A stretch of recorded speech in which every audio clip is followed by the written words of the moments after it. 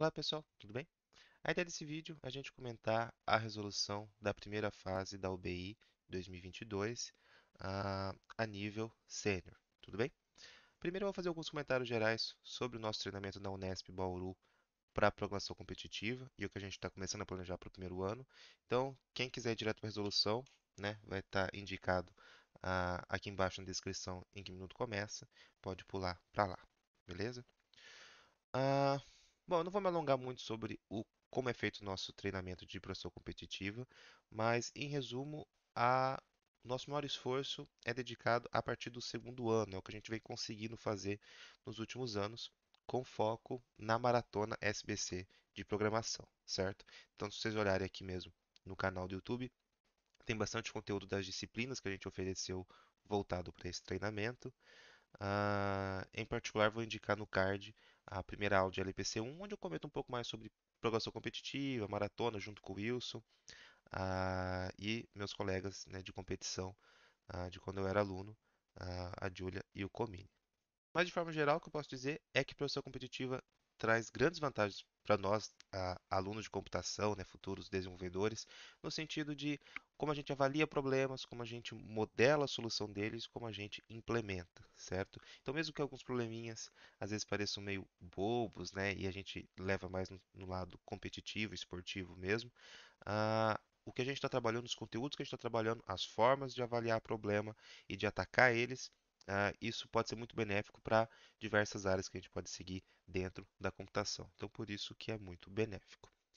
Em relação aos alunos do primeiro ano, a gente até hoje não conseguiu fazer muita coisa em relação ao treinamento, certo? Os resultados que a gente tem na UBI, por exemplo, é sempre do mérito, do esforço individual dos alunos e, claro, do que eles aprendem nas disciplinas do primeiro ano.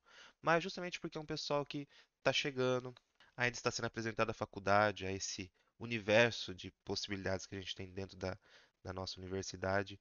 ah, Às vezes ainda está apanhando nas disciplinas do primeiro semestre, ainda está se adequando, e nos últimos anos ainda tivemos a pandemia que dificultou ainda mais o nosso trabalho, certo?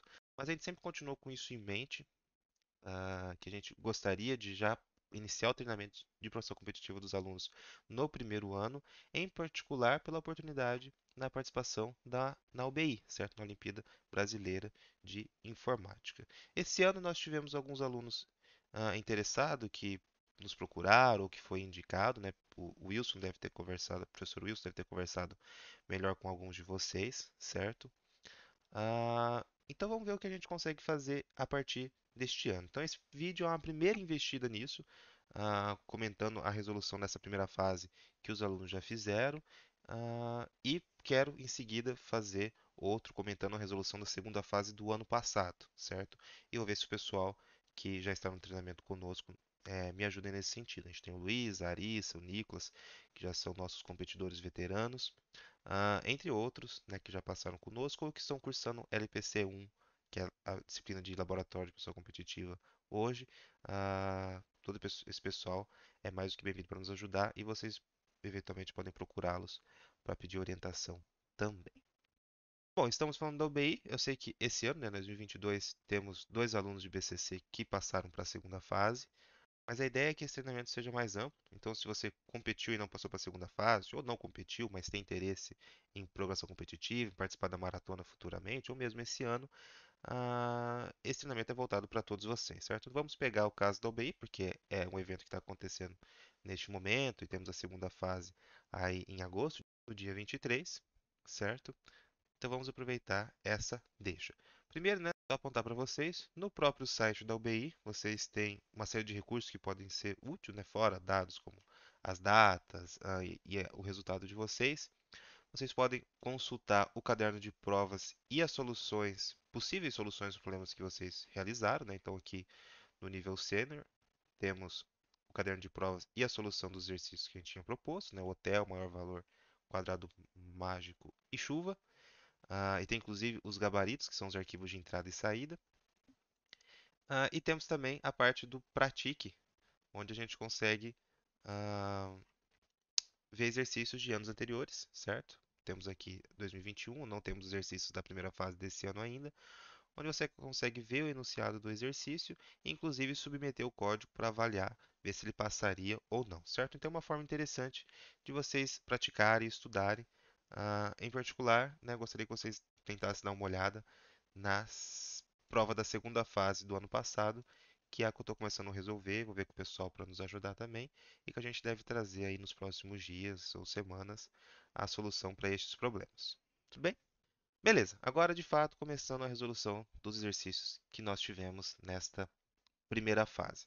Primeiro é importante ressaltar que o foco aqui é apresentar a resolução de forma mais resumida, então sempre que a gente precisar de algum conteúdo mais específico, eu vou citar por cima um ou outro que eu vou dar uma pincelada um pouco melhor, mas ainda assim de forma rápida. Então, se alguém ficar meio perdido com alguma coisa, não há problema. Vou indicar alguns outros materiais, inclusive aqui com cards ou na descrição, eventualmente. Mas é uma oportunidade também de vocês identificarem justamente onde estão as maiores dificuldades, onde estão as maiores necessidades, para a gente ver como a gente pode trabalhar isso ao longo das próximas semanas, dos próximos meses. Tudo bem? Então, a resolução vai ser meio corrida em alguns sentidos. Começando pelo primeiro exercício, então, o hotel. Nesse exercício é dito que a gente tem o hotel da colônia de férias dos professores, que está com uma promoção para as férias de julho. E essa promoção é válida para quem chega a partir do dia 1 de julho e sai no dia 1º de agosto, né? A pessoa sempre sai no dia 1º de agosto. E o preço da diária do hotel é menor para quem chegar mais cedo e vai aumentando a cada dia. E como que funciona esse aumento? A diária do hotel, para quem chegar no dia 1, é R$ 10, e esse D vai ser dado na entrada, como a gente vai ver daqui a pouco. Sendo assim, quem chegar no dia 1 vai ficar 31 dias no hotel, se ele sai sempre no 1º dia de agosto, pagando R$ 10. Ah, a partir do segundo dia, a diária aumenta a reais por dia. Ou seja, no segundo dia a diária D mais A reais, no terceiro dia D mais duas vezes A reais e assim por diante, né? Seguindo aí uma PA. Porém, é importante ressaltar que a partir do dia 16 a diária não aumenta mais, ok? Né, então, só explicando com mais detalhes aqui, quem chegar no segundo dia vai pagar essa diária de D mais A reais por 30 dias, lembrando que todo mundo sai sempre no dia 1º de agosto. Quem chegar no dia 3 vai pagar a diária de 29 dias no valor de D mais 2A reais, e assim por diante. E o que é o nosso problema? Vão ser dados os valores que a gente não conhece aqui, que é o valor D, que é o valor da diária no dia 1, o valor A, que é o quanto aumenta a diária a cada dia, e ele já indica aqui, né, que é entre os dias 2 e 15 que ocorre esse aumento. E a terceira linha é o inteiro N, que é o dia de chegada no hotel. A gente tem aqui o intervalo desses valores e a gente quer saber qual que é o valor total a ser pago por esse hóspede que está sendo lido na entrada. Esse problema não é complicado, talvez esteja fácil de errar na hora de montar a formulinha a partir dos dados que ele dá, certo? Mas é basicamente gerar uma formulinha para o que está sendo descrito aqui e, a partir da entrada, calcular esse valor. Para ajudar a montar essa formulinha, é sempre interessante a gente pensar em alguns exemplos, né, tentando cobrir todos os casos possíveis. Então, vamos pensar, se a pessoa chegou no dia 1, a gente já sabe que ela vai pagar 31 vezes D reais, certo? Isso foi dado na nossa entrada. Se ela chegar no dia 2, ela vai pagar o referente a 30 dias. Ela vai pagar D mais A reais. Se ela chegar no dia 3, vai pagar 29 dias, D mais 2A reais. Tudo bem? Isso é o que foi dado na entrada. Vamos seguir até o dia 15, porque esse é o último dia que a gente tem um aumento da nossa diária. Tudo bem? Bom, primeiramente, nós já tentando generalizar um pouco aqui em função do nosso N, ok? Pensando para o número de dias. Do dia 1 a gente pagou 31 dias de estada, para o dia 2, 30, para o dia 3, 29, né? Sempre decrescendo 1. Se a gente pensar que o nosso valor aqui é o nosso N, a gente pode generalizar que o número de dias aqui é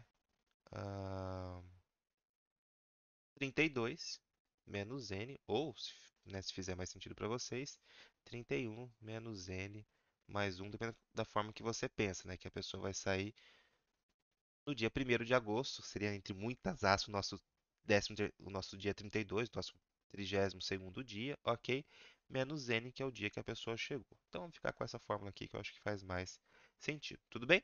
Aqui só pensando no que, só avaliando nossos casos e tentando chegar indutivamente numa fórmula que nos auxilie, ok? Pensando nesse sentido, 32 menos 15, a gente vai pagar a estada de 17 dias. Se vocês contarem do dia 15 ao dia 1º de agosto, vai dar esse valor. Tudo bem?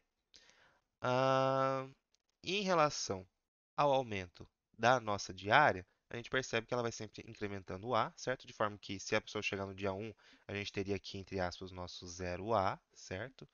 Aqui no dia 2 a gente tem 1A, no dia 3, 2A e assim por diante. Então a gente pode entender aqui que a diária, a partir do 15º dia, vai ser D mais 14, certo? Nosso dia aqui, N-1, A.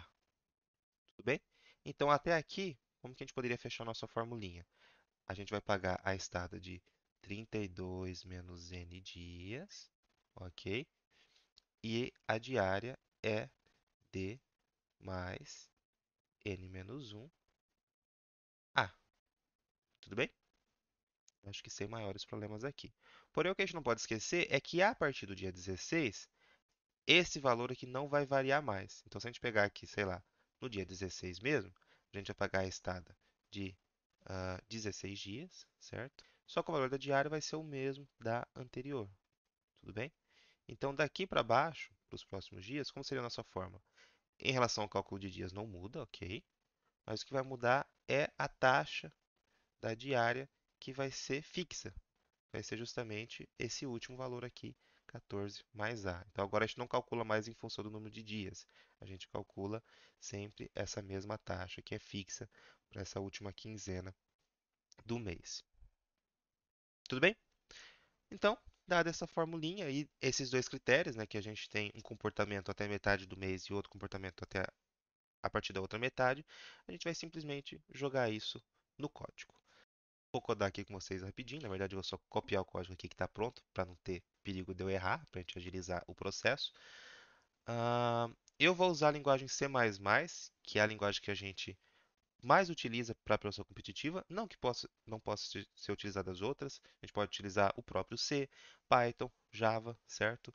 Ah, mas o C++ tem muitos recursos interessantes para a programação competitiva, por isso ele costuma ser a linguagem mais utilizada, certo? E para o pessoal que aprende C no primeiro ano, eu acho que a curva de aprendizado para o C++ não é tão difícil.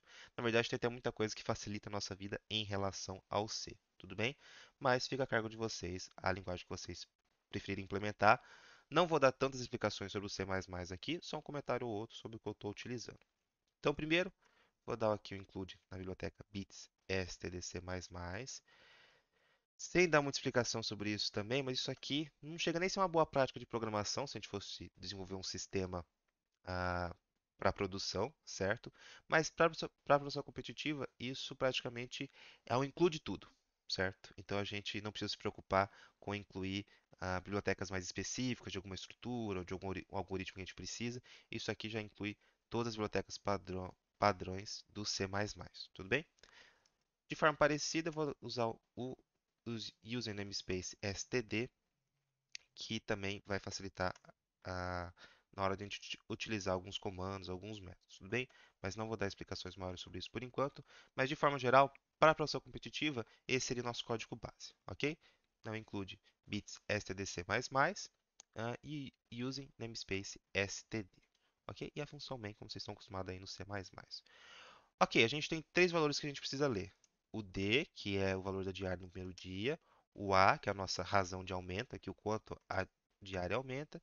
E o nosso N, que é o dia que o hóspede chegou. Tudo bem? A gente pode ler esses valores com o scanf, como vocês estão acostumados com o C. Eu vou usar o CIN, que é a entrada padrão do C++. E eu vou indicando aqui pelo sinal de maior maior os valores que eu quero ler. Tudo bem? Então, eu quero ler o valor D, o valor A e o valor N. Na entrada ele fala que ele lê um valor em cada linha, ou poderia ser um espaço entre cada um deles. No geral, isso não faz muita diferença para nós, certo? A não ser casos específicos que a gente vai tratar com string com espaços no meio, que a gente tem que se preocupar um pouco mais com a entrada, pode ser um pouco mais chato, mas nesse exercício vocês vão ver que é bem tranquilo. Isso aqui vai funcionar muito bem. Beleza? Agora a gente vai calcular aquelas duas fórmulas e printar o nosso resultado. No resultado, sim, a gente tem que prestar atenção em como que ele pede que seja apresentado. Se a gente apresentar o resultado correto, mas de uma maneira errada, por assim dizer, isso pode dar problema. Então aqui ele fala: seu programa deve produzir uma única linha contendo um único inteiro que deve ser o valor total a ser pago ao hotel pela estadia. Por padrão, a gente praticamente sempre pula uma linha depois do resultado final, certo? Ele sempre fica com uma linha em branco ali. É o padrão da grande maioria dos exercícios. Não sei de algum caso em que isso dê problema. Então, vocês vão ver que eu vou printar o resultado e vou pular para a linha de baixo usando barra N. Então, primeiro, né, se eu tiver na primeira metade do mês, se o N é menor do que 15, é o primeiro caso ali do desenho, certo? O próprio 15 tanto faz onde eu coloco, porque a taxa vai ser a mesma, certo? Se eu calcular vai ser 14, ou se eu jogar para o segundo caso vai ser 14 também. Então aqui pode ser tanto menor do que 15 como menor ou igual, não tem problema. Mas se for menor, então eu vou calcular, vou usar o cout, que é a saída padrão do C++, posso usar o printf sem problema, e vou printar o nosso resultado, que é 32 menos n, certo? Que é o número de dias que a pessoa fica na estada, vezes d mais ah, 14 vezes. Perdão, eu tinha falado menor aqui, na verdade eu coloquei de maior, então eu estou fazendo para segunda metade, certo? Mas, de qualquer forma, dá na mesma. E aí, no final, vou usar um barra N para pular de linha, ok? Caso contrário, então aqui sim, se eu estou na primeira metade do mês, a contagem dos dias é igual, ok? Porém, a taxa, aqui sim, ela é variável e depende do número de dias, né? N-1 dias, conforme a gente calculou intuitivamente a partir dos exemplos de caso de teste, ok? E também pulo uma linha. Tudo bem? Essa é a minha solução, né? Não tem muito o que inventar aqui. Só testar os casos de teste que a gente tem no nosso caderno de prova para ver se as respostas correspondem, certo? Então, vou executar aqui o nosso Hotel XZ, certo? Opa, perdão. Windows, né? Eu não sei se dá para ler muito bem aqui no terminal, mas eu vou comentando com vocês, ok? Então, vou pegar. Opa! Eu vou pegar o primeiro caso de teste. A gente tem que, né? O valor da diária inicial 100, o acréscimo de 10 a cada dia e o cliente chega no dia 1. Resposta 3.100, de fato, é o que está no caso de teste. Segundo caso de teste, também a resposta coincide, 6.460, é o que era esperado. Terceiro caso de teste, 100.516, resposta 2.720, de fato, o que era esperado. Claro, isso aqui não garante que ele vai passar em todos os conjuntos de teste ah, do sistema da UBI, certo? Eles têm muito mais casos de teste e normalmente os casos mais difíceis que vão testar o seu problema ao limite, seja algum corner case, que a gente fala que é um caso que se você não testou alguma condição específica, ele pode dar errado, ou seja porque a quantidade de dados ou o tamanho dos dados é muito grande e ele pode acabar estourando o tempo limite. Esses casos normalmente vão ser testados só no sistema, certo? Mas aqui a gente já tem uma ideia se o nosso código está correto ou não. Agora vamos ver justamente nesses outros casos de teste. Como a gente não tem para testar ainda no site da OBI esses exercícios, eu fiz um script aqui rapidinho, só para a gente comparar com o gabarito que eles dão. Então a gente não consegue testar aqui o tempo limite, porque esse exercício, além de passar, de gerar a resposta correta, tem que ser feito, tem que gerar de forma eficiente, ou seja, dentro do tempo estipulado. Mas pelo menos comparar a resposta a gente consegue comparar, certo? Então esse é o exercício do hotel, ok? Então eu vou comparar com os resultados do gabarito. Tudo bem? Todos os casos de teste passaram, ou seja, a resposta que o meu programa gerou é idêntica à resposta que era esperada, né, que foi indicado no gabarito, para cada caso de teste, para cada um dos conjuntinhos. Tudo bem? Então, ok, esse exercício está resolvido. Então, vamos para o próximo. Ok, indo para o segundo exercício do maior valor, nessa tarefa são dados três números inteiros, n, m e s, e a gente deve escrever um programa para determinar o maior número inteiro i, tal que o i está dentro do intervalo nm, e pode ser o n ou o m inclusive, certo? E a soma dos dígitos de i é igual a s. ok? Então a gente quer justamente esse maior valor que cumpra esses requisitos. Neste exercício, a gente tem que se atentar principalmente ao às restrições de intervalo dos valores, certo? O nosso N e o M aqui, eles não são valores tão grandes. 10.000 para nós não é muita coisa. Por que que isso é importante? Ah, se o nosso N e o nosso M fossem valores muito grandes, e essa atividade de calcular a soma dos dígitos aqui fosse alguma coisa cara, a gente poderia ter um problema na eficiência do algoritmo, ele poderia levar muito tempo para uma certa execução e geraria o TLE, que é o tempo limite excedido, ok?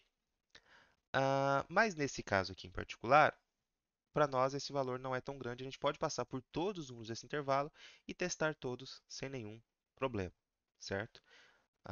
Só para vocês terem uma ideia, vou pegar aqui uma imagenzinha.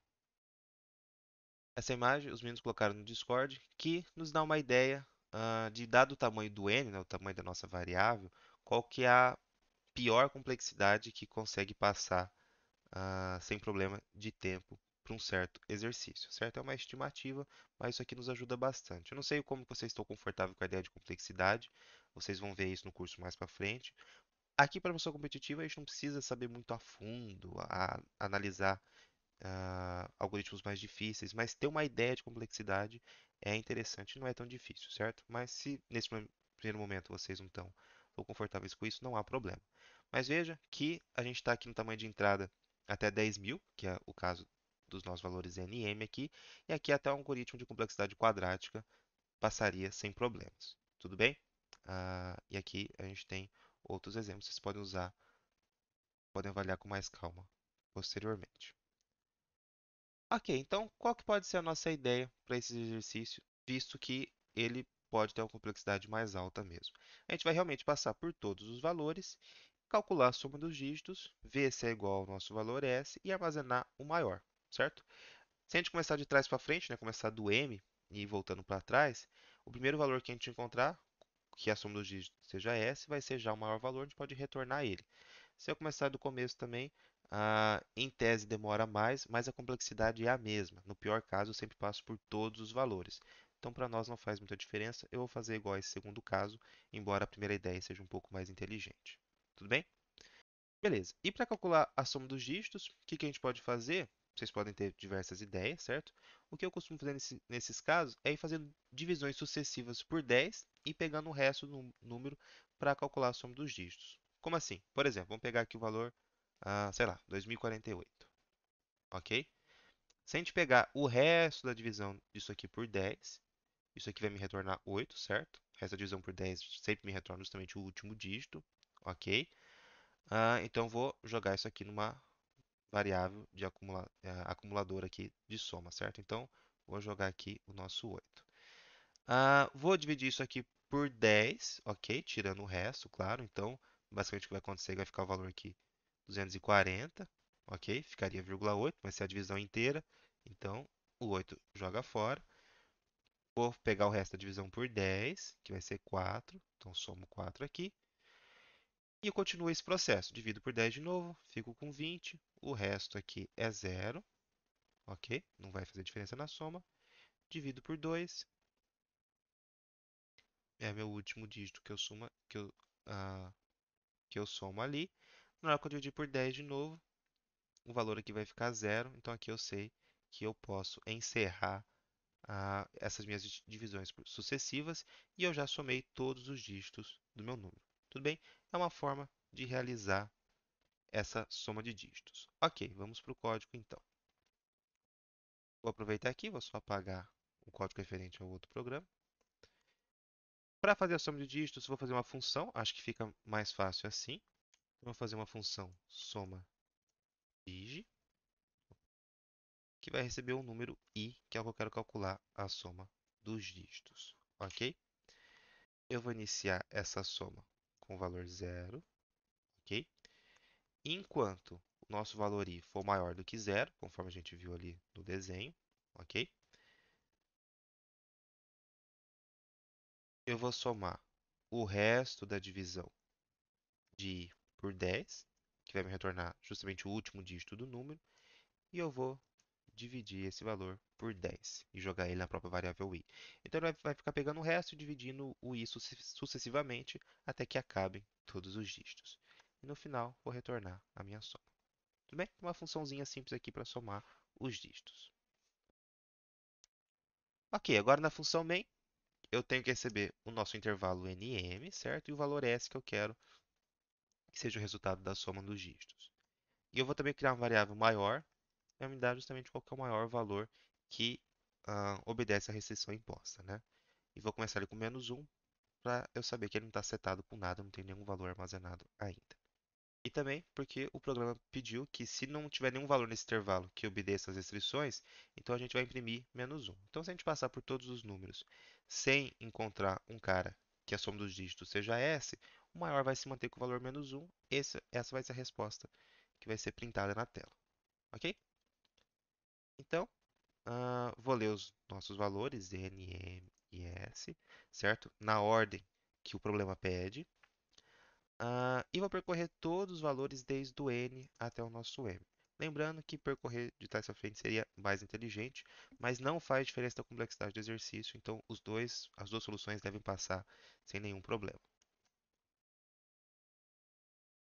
Maravilha? E aí, para cada número nesse intervalo, eu vejo se a soma dos dígitos de i é igual ao nosso s. Ok? Se for, então a gente fala que o maior é igual a i, porque se eu estou percorrendo do começo para frente, então eu sempre estou pegando um número maior, então eu substituo essa minha variável maior pelo valor i. No final desse for, eu imprimo o que ficou nessa variável, certo? É -1 se eu não encontrei nenhum cara que a soma dos dígitos seja s, ou se tem algum cara assim, vai ser justamente o maior, o último valor que cumpriu essa condição. Tudo bem? Então, printo maior e pulo para a linha de baixo. Ok? Compilando esse problema, vamos ver o que acontece com os casos de teste. Vamos ver se está batendo o resultado que eu quero. Então, vou pegar esse primeiro caso aqui. De 1 a 100, eu quero que a soma dos dígitos seja 100, certo? O último é 60, é a resposta esperada. 100, 101, 1000, 1001 e 3. Não tem nenhum cara aqui nesse intervalo que a soma dos dígitos seja 3, então a resposta é -1, como esperado também. 80, 512, resposta 480, que era a resposta esperada também. Então, nesse caso de teste, parece que não temos problema. Vamos ver para todos do gabarito. Lembrando que aqui eu não estou testando se o tempo está adequado e só se os casos estão correspondendo. Então, esse é o exercício do maior. Tudo bem? Todos os casos passaram sem nenhum problema. O terceiro exercício é o do quadrado mágico. Vocês devem ter visto algum exercício que comente sobre ele em algoritmos 1 ou coisa do tipo. Mas ele também dá a definição aqui. Um quadrado mágico, a soma de qualquer coluna, linha ou diagonal tem sempre o mesmo valor e nenhum número aparece mais do que uma vez. A dimensão de um quadrado mágico é o número de colunas ou de linhas, certo? É sempre quadrado, então a gente não tem esse problema aqui. Rita encontrou um caderno antigo de sua avó, repleto de quadrados mágicos de todas as dimensões. Infelizmente, alguns dos números estão ilegíveis. Você pode ajudá-la? Dado um quadrado mágico com exatamente um número ilegível, determine o valor e a posição desse número. Tudo bem? Exercício também não é muito difícil, principalmente pelo fato que é dado apenas um número ilegível. Se fossem diversos, a gente teria que testar várias possibilidades. Provavelmente acabaria entrando no exercício de backtracking, por exemplo, né? Qualquer coisa eu deixo o card aqui, se vocês quiserem ver esse paradigma de programação. Mas como só é um número elegível, a gente, na verdade, não tem muitas possibilidades. Sempre que a gente achar o zero, a gente já sabe a linha, coluna do número que está elegível, certo? A minha saída, aliás, é justamente imprimir qual que é o número que tem que estar naquele lugar e a posição dele. Então, a posição é só achar a posição do zero. E qual o valor também não é difícil encontrar. Nas soluções que eu vi no site do OBI, o programador ainda calcula a soma da linha, da coluna, vê o valor que está faltando. Mas, embora aqui não fale, mas a gente sabe que o quadrado mágico normalmente usa sempre os números de 1 até n quadrado, certo? E ele poderia até fazer diferente, mas aqui ele já deixa implícito que isso não acontece, né? Porque o exemplo que ele dá, ele está usando os números de 1 até n ao quadrado, né? 3 ao quadrado, 9. E na entrada ele fala que a dimensão máxima é 10 e o maior valor de xi, né, que é o valor de cada célula, é 100. Então ele já deixa implícito que essa matriz respeita essa condição. Então, basicamente, se a gente só tem um valor faltando, a gente pode marcar todos os valores que já apareceu na minha matriz e aquele que não apareceu é justamente o que está faltando. Tudo bem? Então a solução acaba ficando até que simples, talvez possa dar um trabalhinho na hora de implementar, mas a ideia é simples. Vou passar por toda a matriz, procurar o zero, salvar a posição dele e ver qual número que não apareceu ainda de 1 até n quadrado. Vamos ver como fica isso em termos de código. Bom, beleza. Então, eu preciso da dimensão da minha matriz, n, certo? Já vou criar aqui as variáveis i e j que vão me ajudar a percorrer ela. Vou criar a minha matriz. De verdade, eu nem precisaria dela armazenar esses valores, porque eu não vou precisar usar eles depois, é uma passada só. Mas, para não complicar, para fins didáticos, eu vou criar ela aqui. Mas eu poderia ter só uma variável e ler o valor e jogar fora sem nenhum problema. E eu vou criar um vetor booleano, que eu vou chamar aqui de apareceu, né, sem muita criatividade, para marcar todos os valores que vão aparecer na minha leitura, certo? No final, eu vou percorrer ele de novo para ver justamente o que está marcado como falso ainda. E eu estou usando 101 posições porque eu tenho os números de 1 a 100, certo? E a gente sabe, né, que se a gente tiver um vetor de 100 posições, a gente tem de 0 a 99. Poderia usar de 100 posições e só acertar isso, mas preferi manter assim. Tudo bem? Aqui são decisões de implementação, não faz tanta diferença. Vou criar uma variável aqui que vai ser o meu número faltante, é justamente a minha resposta no final, assim como a linha e a coluna em que eles aparecem. Ok? Para evitar que eu tenha sujeira nesse meu vetor booleano aqui, né, porque eu espero que ele comece com todos os valores como falso, eu vou limpar ele. Eu posso passar um for nele limpando, certo? Eu vou usar uma função que a gente tem aqui do C++, que é o main_set. Eu vou passar aqui o nosso vetor, que apareceu, e eu vou setar todos os valores dele como zero. Então, o primeiro parâmetro é a minha estrutura, vetor ou matriz. O segundo valor que eu quero setar. E o último é o tamanho desse vetor. Então, eu vou fazer aqui sizeOf, apareceu. Cuidado com essa função, tá? Ela não funciona muito bem para qualquer valor, porque ela trabalha com bits. Não vou entrar no mérito mais a fundo dela. Mas para setar tudo como zero, tudo como menos um, ela sempre funciona. É normalmente os casos que a gente usa. Vou ler a dimensão da minha matriz. E vou ler a matriz em si, certo? Então aqui eu vou fazer o for isso, variável contador i, o j, lembrando que a nossa matriz é quadrada, beleza? E aí eu vou ler a posição ij da minha matriz, ok? Beleza. Nessa posição, o que eu já vou testar? Eu vou testar se aquele valor não é zero. Se o valor for zero, eu sei que esse é justamente o valor ilegível que eu estou querendo determinar qual o número que devia estar naquela posição. Então, eu já vou salvar a linha e a coluna desse cara. Eu vou salvar como i mais 1, porque aqui eu estou usando o i como zero indexado, começando do zero, mas na resposta ele espera que comece a partir do 1, certo? Ele fala que as linhas variam de 1 até n, e as colunas também de 1 até n. Tudo bem? Então já vou acertar isso daqui. Coluna j mais 1 também. Tudo bem? Então eu já sei a posição, né? Quando passar por aqui, eu já vou saber a posição em que está o meu número elegível. E se for outro número, ou seja, um número que está descrito, eu já sei que ele apareceu, eu vou marcar naquele meu vetor booleano que ele apareceu. Então, no meu vetor apareceu, na posição referente àquele número, ok? Eu vou marcar como true, beleza? Aliás, aqui eu coloquei como zero, né? Vou acertar como false, mas não tem problema, ok? Daria na mesma. Então, inicialmente eu marquei todo mundo como falso naquele vetor apareceu, e sempre que o valor aparecer na minha matriz, marco ele como true. Beleza, saindo desse for, eu já sei a posição do meu número elegível, mas eu não sei que número é ele ainda. Para saber o que eu vou fazer?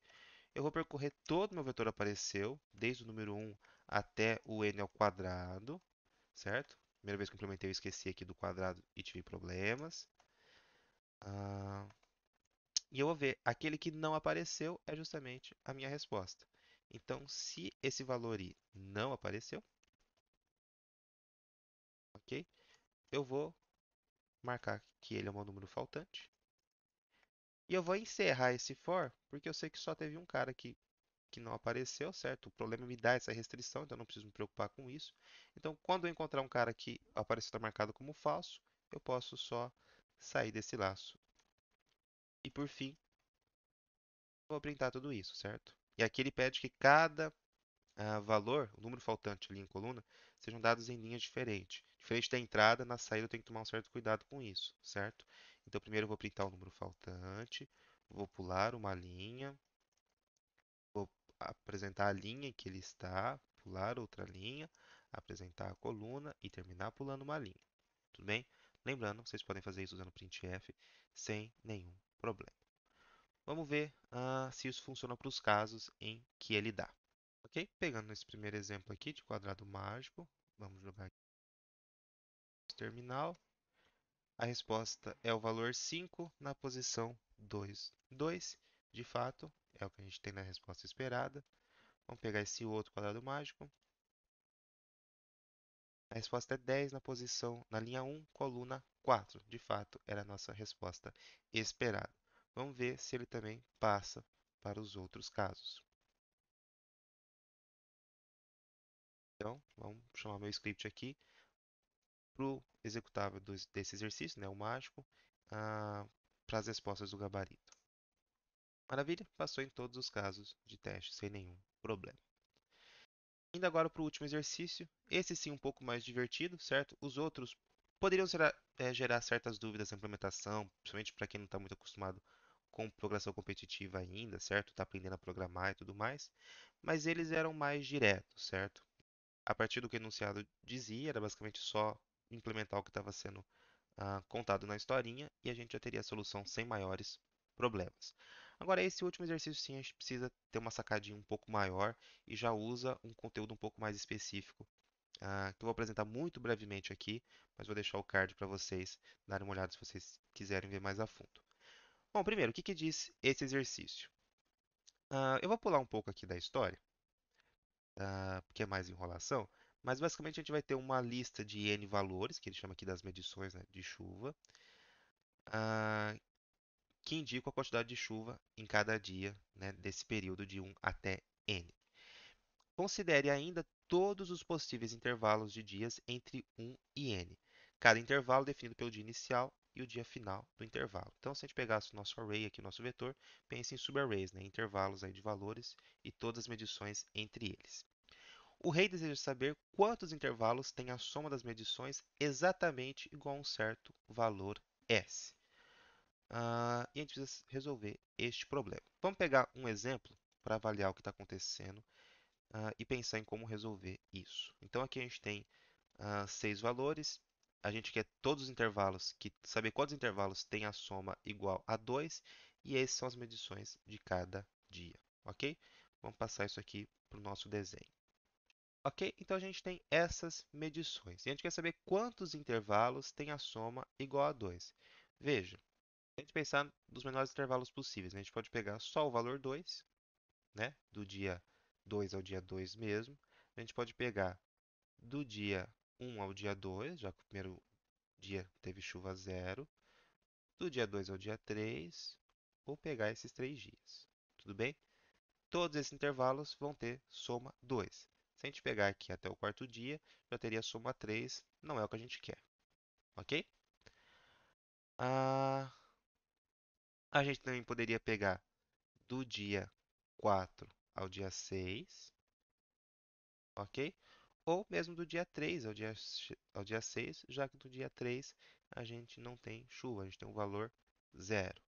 E acho que esses são os únicos intervalos que a gente tem a soma dos valores entre eles igual a 2. Então, veja, a gente tem 1, 2, 3, 4, 5, 6 casos, que é justamente a nossa resposta esperada. Tá certo? Como a gente está aqui, e ele também vai dar aqui a explicação mostrando justamente os intervalos que eu apontei para vocês. Ok, qual que é o problema desse exercício? Resolver não chega a ser difícil. Eu poderia testar todos os intervalos possíveis e ver se é igual ao valor.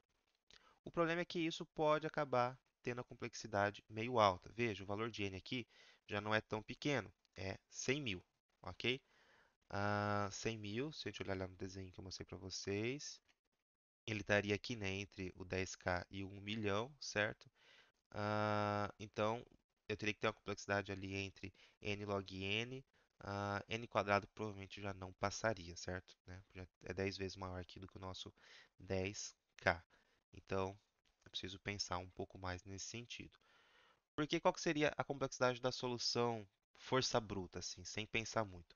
A gente pegaria todos os intervalos possíveis. E quantos intervalos a gente tem? Veja, fazendo uma análise bem rapidinha aqui. A gente pode dizer que a gente tem n intervalos de tamanho 1, certo? Se a gente pegar todos os valores individuais.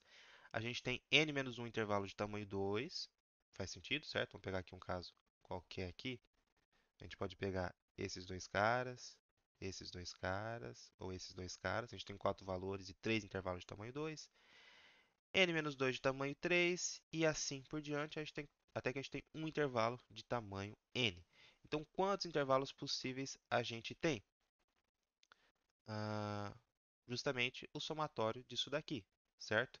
Se a gente for fazer a soma disso, uma soma de PA, eu não errei nada aqui, a gente tem, né, o primeiro valor sendo o próprio n, o último valor sendo 1, eu tenho n valores possíveis, é isso? Na verdade, n menos 1.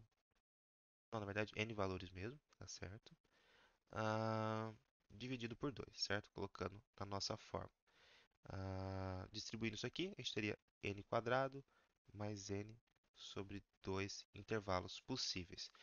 Mas em termos de complexidade, o que importa aqui para nós é o maior elemento aqui, certo? Essa constante para nós não faz muita diferença, esse termo também não faz muita diferença. Então, a gente teria que testar na ordem de n ao quadrado intervalos, ok?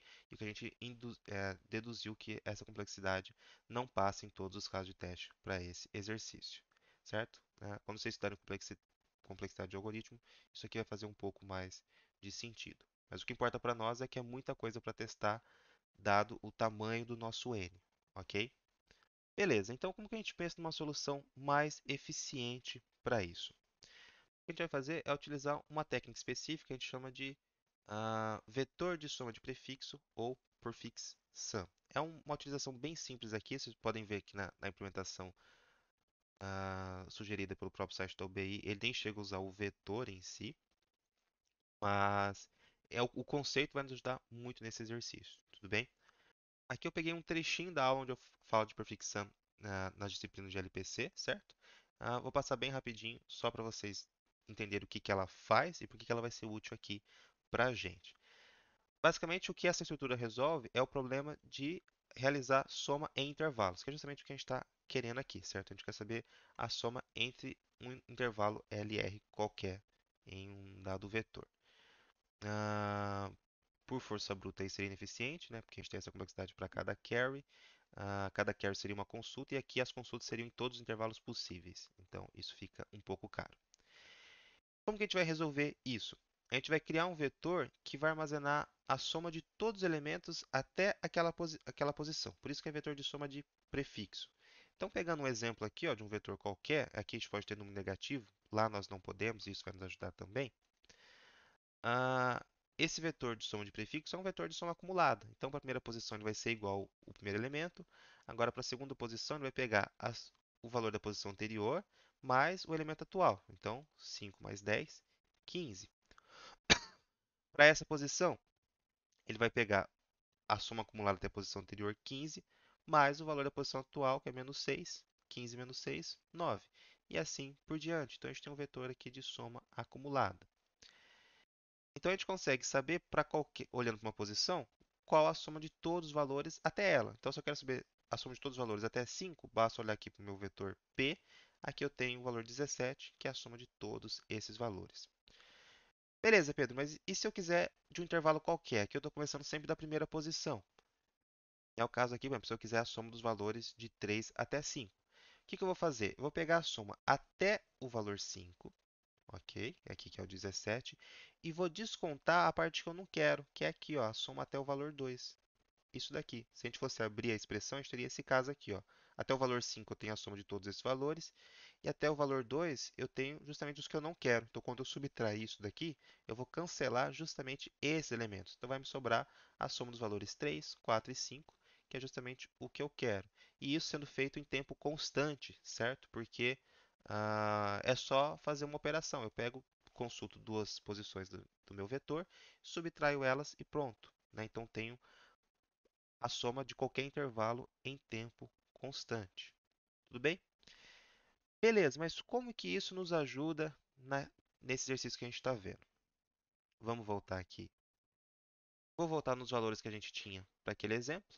0, 2, 0, 1, 0, 1, ok? E eu vou construir o vetor de soma acumulada aqui. Nesse caso, para ficar mais fácil em termos de implementação já, eu vou criar uma primeira posição aqui, 0, que seria o caso de eu não ter soma nenhuma ainda, certo? Eu não somei nenhum valor. Então, o meu vetor de soma de prefixo vai ter uma posição a mais aqui. Somando a primeira posição, nesse caso também é zero, certo? Então, o vetor vai continuar aqui com a posição zero, mas poderia ser outro valor qualquer. Aqui eu vou somar 2. Aqui a soma acumulada é 2, certo? Que somando zero não muda. Aqui a soma acumulada vai ser 3. Aqui ela se mantém 3. Aqui ela se torna 4 somando essa posição. Beleza, mas no que isso aqui nos ajuda de fato, né? Vamos pensar o seguinte, vamos pensar que na verdade a gente está olhando para o final de um intervalo. Vou começar aqui da última posição, só para exemplificar. Eu quero saber quantos intervalos possíveis que terminam nesse cara tem a soma igual a 2, que é o S que a gente está procurando nesse exemplo. Tudo bem? Ok, se a gente pensasse por força bruta, isso não ajudaria muito, porque a gente teria que testar esse intervalo e assim por diante, todos os n intervalos para cada valor possível. A gente acabaria tendo na ordem de n ao quadrado de intervalos. É o mesmo caso que a gente estava anteriormente. Porém, como a gente tem aqui como auxiliar o nosso vetor de soma de prefixo, o que a gente pode pensar? Veja, eu sei que para um intervalo qualquer, eu posso saber a soma dele pegando aquela posição, tá? Aqui eu vou chamar P de R, menos o P de L menos 1, na posição anterior ao início do intervalo, certo? Isso vai ser igual, a gente quer que seja igual ao nosso S. Isso só pela definição que a gente viu lá na perfixão, né? Sem entrar muito a fundo nesse ponto. Ok, se a gente tem aqui o valor 4 e a gente quer que isso resulte em 2, a gente sabe que a gente tem que pegar uma posição aqui L menos 1 que tenha valor 2, nesse caso. Tudo bem? E no caso a gente tem isso aqui nessas duas posições. Ó. Pegando esses dois caras, a gente tem dois possíveis intervalos que tem a soma igual a 2. Se a gente pega esse cara, então a gente está falando desse intervalo aqui. Lembrando, essa aqui é a posição anterior ao início do intervalo. Se a gente pega essa posição, a gente tem este outro intervalo aqui. Ambos têm soma igual a 2. Então, beleza. Como que isso aqui nos ajuda em termos de eficiência? Se a gente armazenar numa estrutura auxiliar, que eu já vou criar aqui, a gente vai passar um exemplo do começo ao fim que eu acho que fica mais claro. Mas se a gente tem uma estrutura auxiliar que conta para nós, fala assim, olha, quantas vezes o valor 2 já apareceu na minha prefixão, no meu vetor de soma de prefixo? Ele fala duas vezes. Então, numa única consulta, ou seja, em complexidade O de 1, em uma única operação, ou num pequeno de operações pelo menos, eu sei que em dois intervalos, aqui terminado em 4, eu tenho soma igual a 2, né? Em 4 não, né? Na posição aqui onde está o valor 4.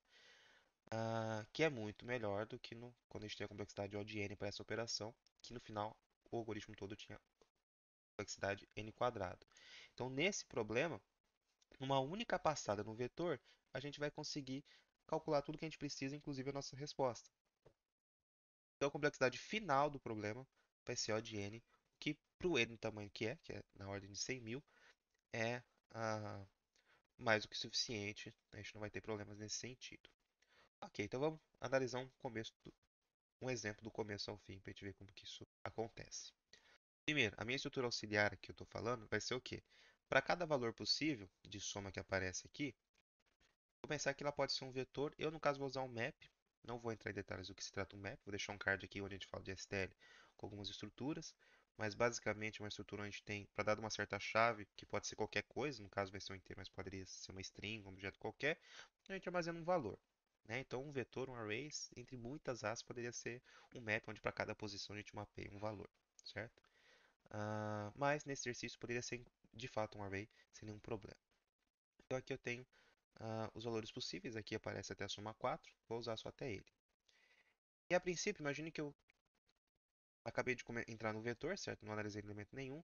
Então, esses valores no meu prefix sum não apareceram a princípio nenhuma vez. Não estou enxergando nada disso. Ok. Quando eu entro aqui no prefix sum, nessa primeiro valor aqui de soma, que é ah, pegando nenhum elemento, certo? Porque se eu quiser pegar a partir da primeira posição, o L-1 tem que apontar para cá, seria a minha posição -1, entre muitas aspas. Por isso que eu criei essa posição auxiliar de antemão, certo? Então apareceu o zero pela primeira vez, então eu vou incrementar aqui a aparição do zero. Na segunda posição, vou somar o valor zero, então o vetor acumulado fica com zero, ótimo. Então o zero apareceu pela segunda vez. Ok? Por enquanto eu não estou procurando se já tem intervalo com soma 2, porque a soma acumulada é menor do que 2. E como eu sei que todos os valores aqui são positivos, então não tem nenhum cara que eu olho para trás, como sendo possível o começo de intervalo, e a soma entre eles vai ser 2, né, que seria maior do que o próprio zero. Não faz sentido, então por isso que eu não estou. Indo para a terceira posição, agora a minha soma acumulada é 2. Agora sim, eu posso ter intervalos com soma 2, certo? Então, pensando nessa formulinha aqui, que valor que eu quero? Ah, eu tenho o valor 2 menos alguma coisa que eu estou procurando, tem que ser igual a 2. O que eu estou procurando? O zero, certo? Então eu quero ver quantas vezes o zero apareceu no meu vetor de soma acumulada. Se ele apareceu, é justamente quantos intervalos possíveis eu tenho até o momento com soma igual a 2. No caso, ele já apareceu duas vezes. Então, na minha resposta aqui, eu vou somar esse valor 2. Quais são esses intervalos? Se a gente pegar esse primeiro zero, seria esse intervalo. Se a gente pegar o segundo zero, é só esse cara aqui. Bem? No caso, ele não pergunta os intervalos, aqui é só para a gente ter claro o que a gente está fazendo, do que a gente está falando. Tudo bem? Maravilha. E aí eu incremento a aparição do 2 aqui, já que o 2 apareceu uma vez no vetor de soma acumulado. Lembrando que eu estou olhando para esse vetor aqui de baixo, não para o de cima. Indo para a segunda posição, é o valor 2 também. Então eu estou procurando o zero aqui de novo. Apareceu duas vezes, somo mais 2 aqui. Que intervalos são esses? Esse cara aqui. Esse cara aqui. O desenho está ficando meio ruim, mas eu acho que dá para entender, tudo bem? Novamente, incrementa a aparição do 2, agora já apareceu duas vezes no meu vetor acumulado. Vou para a próxima posição.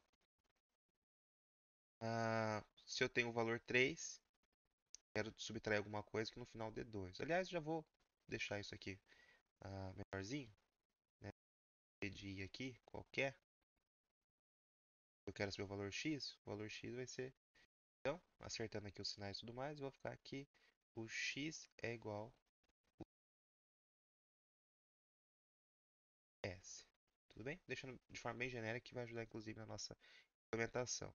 Então, né, nesse caso, meu PD é 3, o meu S é 2. Então, eu estou procurando quantas vezes o 1 apareceu. O 1 não apareceu nenhuma vez, certo? Então, não tem um intervalo que termine aqui nessa posição que tenha soma 2. A rigor, eu vou somar o zero aqui. E incremento quantas vezes o 3 apareceu. Vou para a próxima posição, o 3 de novo, procuro 1 novamente, não apareceu nenhuma vez, vou somar o zero aqui, incrementar a aparição do 3. Vou para a próxima posição, agora o 4. Então, 4 menos 2 vai resultar para mim em 2. Então, agora eu vou procurar quantas vezes o 2 apareceu. Olhando aqui, o 2 apareceu duas vezes. Vou somar 2 e incrementa a aparição do 4. Não tenho mais números para percorrer, né? Eu terminei meu vetor. E na minha variável res aqui, acumulada com a soma, eu tenho o valor 6, que é justamente quantos intervalos possíveis eu tenho. Né? No último caso aqui eu não avaliei, os intervalos que eu tenho possível com soma igual a 2 é este cara, se eu pegar esse 2. São os meus 6 intervalos possíveis. Então veja, numa única passada, nesse meu vetor, calculando o vetor de soma acumulada e essa estrutura auxiliar aqui de quantas vezes cada valor já apareceu, eu consigo dizer quantos intervalos de soma S qualquer eu tenho. É uma lógica um pouco mais chata do que dos outros, mais específica e mais difícil de entender do que o força bruta, que seria só testar todos os intervalos, né, sem nenhum problema, mas que nos conduz a uma solução bem mais eficiente e que vai passar em todos os casos de testes que a UBI sugere. Veja, no caso da UBI, como a gente tem conjuntos de casos de teste para diferentes valores de n, vamos só pegar aqui a prova de novo, né? Então ele fala aqui que o n é até 100.000, mas tem um conjunto que o n é só até 300, tem outro conjunto que o n é só até 1.000. Então, assim, se você não conseguir pensar no dia da prova numa solução na mais eficiente possível, que é passar em todos os casos, a solução por força bruta, uma solução mais mediana, ela já deve passar em pelo menos um ou dois desses conjuntos de teste e já gera uma pontuação para vocês. É bem diferente do esquema da maratona, mas vamos usar isso a nosso favor, certo? Porque esse problema não é tão difícil escrever uma solução, o problema é escrever uma solução que passe em todos os casos de teste devido às restrições de tempo, ok? E é uma das coisas que a gente mais trabalha dentro do treinamento de provação competitiva. Vamos para o código então para ver como isso vai ficar. Bom, primeiro eu vou definir aqui uma constante, maxn, a 100.000, que é o valor máximo do meu n, só para facilitar a implementação. Tudo bem? Eu tenho o meu n, quantidade de medições que eu tenho, o meu valor s, que é a soma desejada, e eu vou criar aqui a variável i já, meu computador auxiliar, ok? Vou criar também o meu array aqui, o meu vetor x, para ler as medições. Eu não precisaria dele em um vetor, porque eu não volto nessas medidas posteriormente. Eu só vou ler elas uma passada só, como a gente até viu no exemplo. Então eu poderia descartar os valores conforme eu leio. A mesma coisa com a soma acumulada. Mas, para fins didáticos aqui, vamos deixar o vetor, porque também não dá problema nenhum. E o vetor de soma acumulada eu vou criar uma posição a mais, porque eu tenho aquele esqueminha com a posição zero. Com a posição zero marcando a soma de nenhum intervalo, de nenhum valor. E vou criar meu map, que poderia ser um vetor. No map eu tenho que indicar qual que é o tipo da chave, no caso é um valor inteiro mesmo, que é os possíveis valores de soma. E o segundo valor, que é o que eu estou armazenando no map de fato, que no caso vai representar para mim a quantidade de vezes que o valor apareceu. Vou chamar essa estrutura de quantidade mesmo. Então, só para vocês entenderem o que isso aqui está armazenando. Na posição, na entre aspas, posição x do meu map quantidade, vou armazenar quantas vezes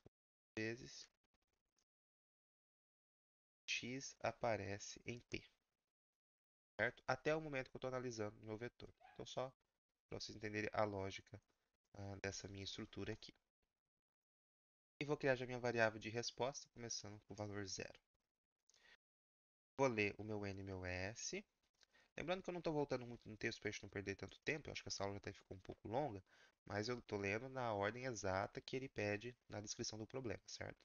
O meu P de zero já começa com zero, que é aquela soma acumulada de nada, certo? Né? Antes de iniciar no vetor. E justamente por isso eu já marco que o zero já apareceu uma vez no meu prefixando, certo? A quantidade de zero já começa com o valor um, todo o restante começa zerado por enquanto. E aí, de fato, vou percorrer meu vetor. Vou ler e já processar ele conforme eu preciso, certo? Então, vou ler meu valor x e y e já vou acrescentar ele no meu vetor de soma acumulada. Então, na posição i mais 1 de p, i mais 1 porque a posição zero já estou usando aqui, né, para armazenar a soma de nada, tenho que usar a posição posterior. Eu vou pegar a soma acumulada até a posição anterior, até o p de i, mais o x de i que eu acabei de ler. Então, aqui eu construo meu vetor, meu prefixando, meu vetor de ou vetor de soma de prefixos.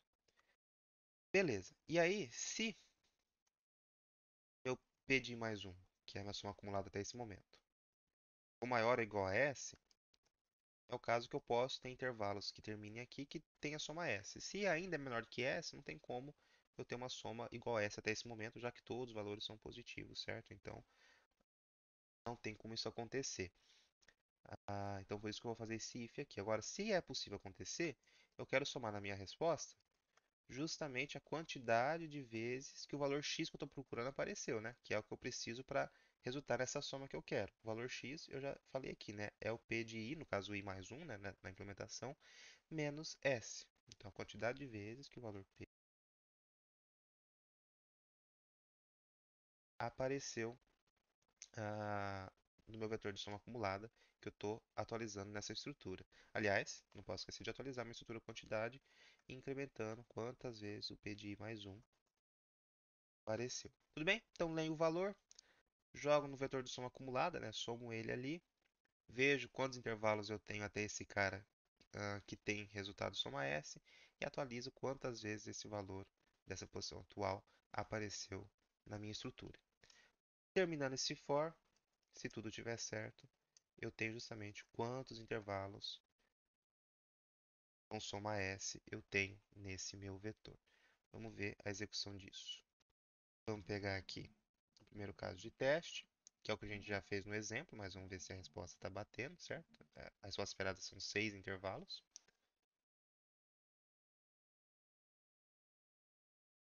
6 intervalos, de fato. Então, a resposta esperada. Vamos pegar esse outro, onde não tem nenhum intervalo com soma igual a 13. Então, a resposta esperada é zero. De fato, correspondeu. No caso de teste, só tem um intervalo com soma igual a 6, que é o intervalo todo, no caso. Vamos ver se bate. Bateu também. Ressalto, não é porque passou em todos os casos de testes aqui da prova, que está no caderno, que esse problema funciona para todos os casos de testes que vão ser julgados pelo juiz, certo?